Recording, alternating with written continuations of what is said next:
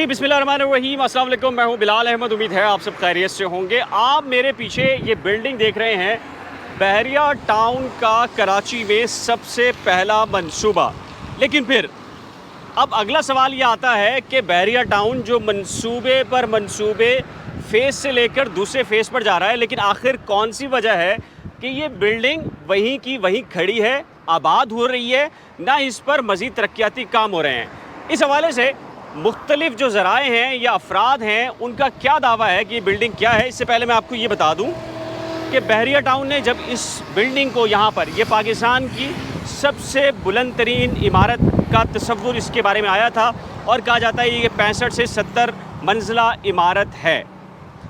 अब ये बहरिया icon tower जो है, इसके बारे में क्या था, जब इसको यहाँ से शुरू करने का मंसूबा बनाया गया तो सबसे पहली रुकावट यहाँ के मकीनों ने डाली और कहा कि अगर इतनी बड़ी ऊंची इमारत बनाई जाएगी तो उसके नतीजे में यहाँ पर रिहायशियों को मुश्किलात का सामना करना पड़ेगा।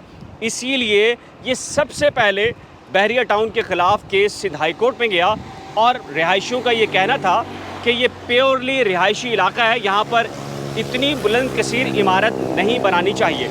लेकिन फिर मलिक रियाज केस को जीत गए और सिंध हाई कोर्ट ने मलिक रियाज को आइकन टावर बनाने की बाकायदा परमिशन दे दी, जिसके बाद मलिक रियाज ने 2 अरब रुपए से ज़्यादा इस बिल्डिंग पर नहीं बल्कि इस बिल्डिंग के लिए, लोगों को खुश करने के लिए और मुतमईन करने के लिए यहाँ पर अंडरपासेस और फ्लाई ओवर बनाए और क्लिफ्टन के इस जगह को बेहतरीन तरीके से बनाया ताकि जो एतराज़ात बहरिया टाउन के अगेंस्ट आ रहे थे उन्हें कम से कम किया जा सके। लेकिन फिर क्या हुआ कि ये बिल्डिंग बनकर नहीं दे रही। कौन सी वजूहत हो सकती हैं?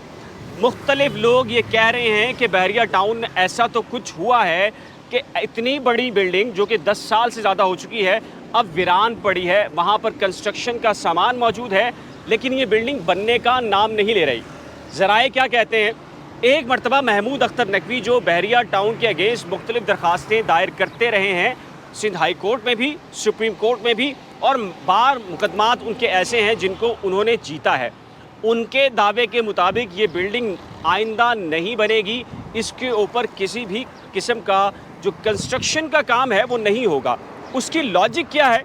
बताया ही जाता है कि 10 साल से ज़्यादा इस बिल्डिंग के जो हो गए हैं, उसके बारे में ये ख्याल है कि इसकी जो 4 पहली मंजिलें हैं वो उसमें सेम आ चुका है, उसमें पानी आ चुका है समंदर का, और इसलिए बैरून मुल्क ना सिर्फ बहरिया टाउन के अपने आर्किटेक्चर बल्कि दुनिया भर के, जिनमें ऑस्ट्रेलिया भी शामिल है, उन तमाम को बुलाया गया और उनसे यहाँ मुआयना करवाया गया कि किसी तौर पर ये बिल्डिंग काबिल रिहाइश या काबिल इस्तेमाल बनाई जा सके।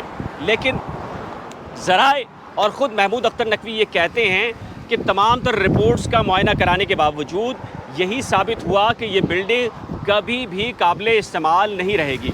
इसीलिए आप इस बिल्डिंग को गुज़िश्ता 4 से 5 साल हो चुके हैं कि इसमें किसी 1 इंच का भी काम नहीं हुआ। यहाँ पर मलबा रखा है, चौकीदार मौजूद हैं, सिक्योरिटी गार्ड्स भी मौजूद हैं। एक और थ्योरी भी मौजूद है।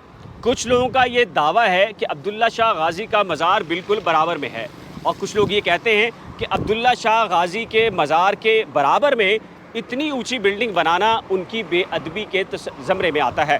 इसीलिए बहुत सारे लोग ये कहते हैं कि अब्दुल्ला शाह गाज़ी के मज़ार के अहाते के बिल्कुल बराबर में इतनी ऊंची बिल्डिंग बनाकर बुनियादी तौर पर अब्दुल्ला शाह बाबा की तौहीन की गई। लिहाजा ये एक जुर्म था और इसकी सज़ा ये मिली कि ये बिल्डिंग कभी भी काबिल इस्तेमाल नहीं रह सकती। आप इस बिल्डिंग को देखें, कहा जाता है कि ये 65 मंजिला थी और इसके हवाले से बहरिया टाउन ने बड़ी प्रोजेक्शन की थी और ये बुनियादी तौर पर पहला प्रोजेक्ट था।